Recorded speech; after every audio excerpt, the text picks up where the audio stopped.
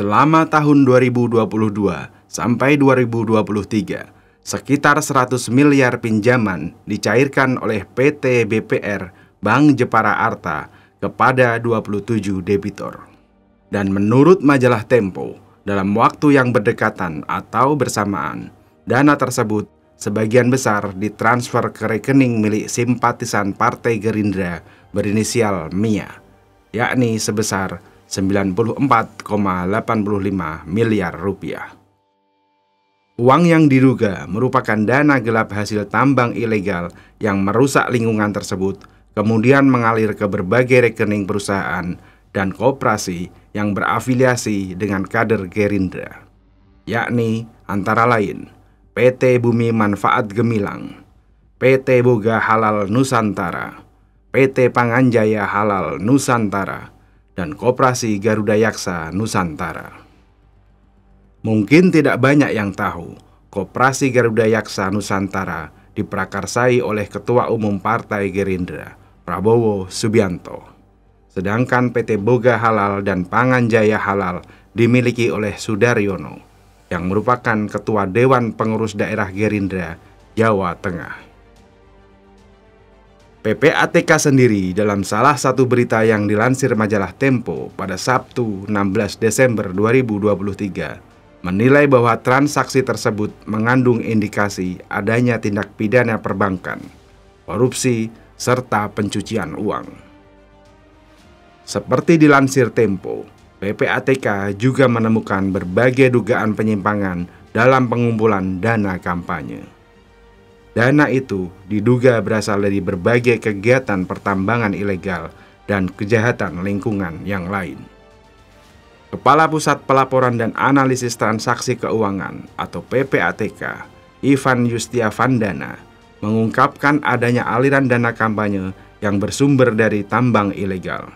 Atas temuan itu, Ivan menegaskan sudah menyampaikan hasil analisisnya kepada Komisi Pemilihan Umum atau KPU dan Badan Pengawas Pemilihan Umum atau Bawaslu. Waktu itu, pernah kami sampaikan indikasi dari illegal mining. Dan macam-macam lah, kata Iwan saat ditanya wartawan pada Jumat 15 Desember yang lalu.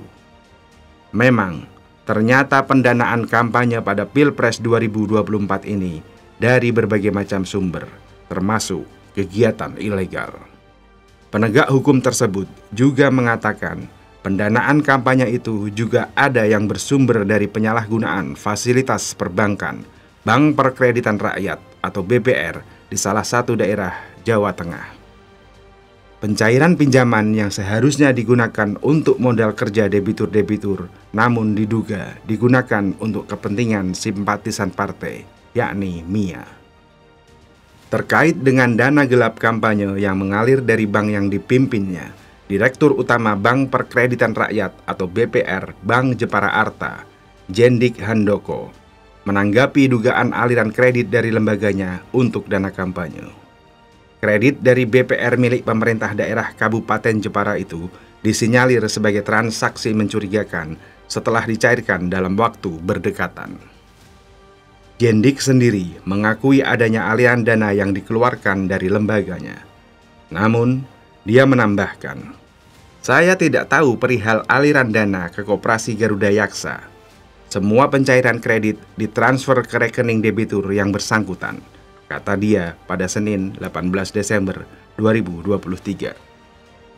Sementara itu, terkait dengan dana gelap atau bisa dikatakan haram yang sangat berpotensi merusak kredibilitas Pilpres 2024 ini, TKN Prabowo Gibran malah bungkam 1000 bahasa saat ditanya wartawan soal penyalahgunaan kredit BPR di Jawa Tengah yang diduga mengalir ke Koperasi Garuda Yaksa milik Prabowo.